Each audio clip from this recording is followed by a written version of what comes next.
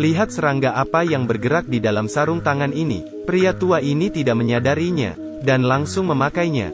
Tiba-tiba dia merasa kesakitan, lalu mencoba melepaskannya. Tetapi sarung tangan ini tidak bisa dilepas. Dia menggebrak meja dengan panik.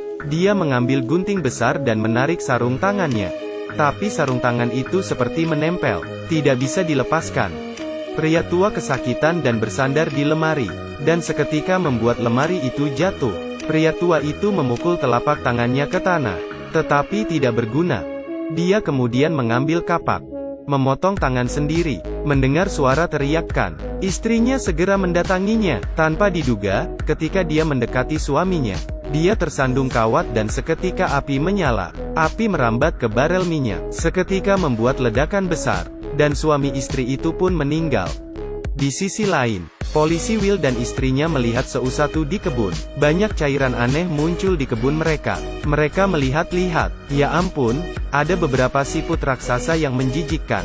Will mencoba menangkap. Tanpa diduga, dia digigit oleh siput itu. Lihat serangga ini menggigit orang. Will mengambilnya, dan memasukkan ke dalam botol. Will dan istrinya lalu menemui ilmuwan bernama Harry. Harry berkata mereka hidup dari sayur dan daun. Siput ini bukan karnivora, tidak akan menyerang manusia. Kemudian disisihkan. Tanpa diduga, siput itu merangkak keluar, perlahan naik ke sisi tikus percobaan. Seketika tikus itu berteriak. Harry yang melihat kejadian ini tercengang. Dia melihat siput itu menjerat tikus, membuat tikus berguling kesakitan, dan tersedot kering oleh siput itu. Melihat ini, Harry segera menjepit siput pinset dan memasukkannya ke dalam botol, lalu segera menutupnya. Tetapi dia tidak tahu, siput kecil ini akan membawa bencana ke kota. Lihat apa yang bergerak di dalam kubis ini. Wanita ini tidak tahu. Dia mengambil kubis dan memotongnya.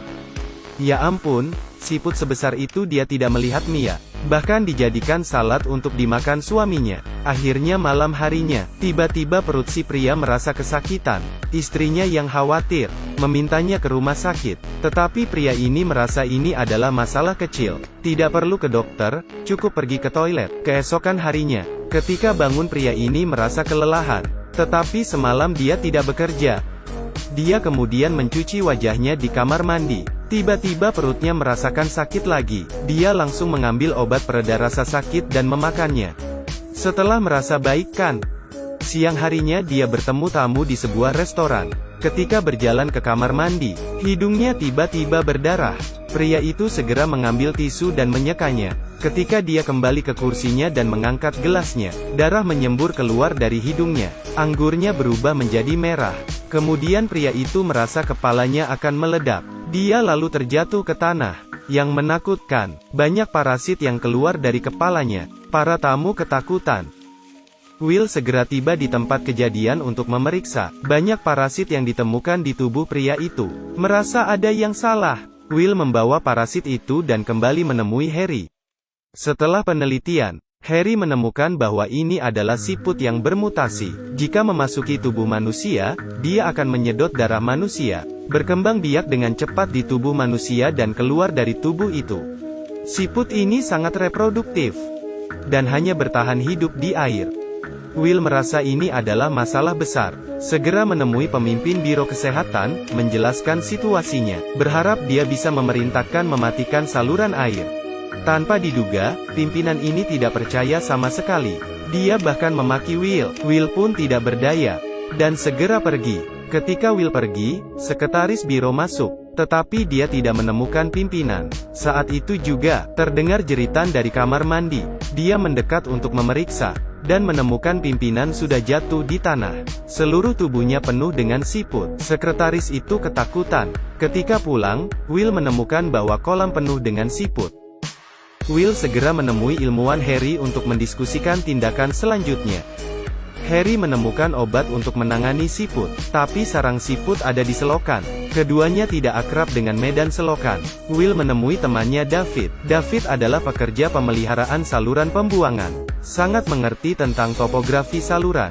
Harry bersiap di atas. Will menembakkan penyembur api.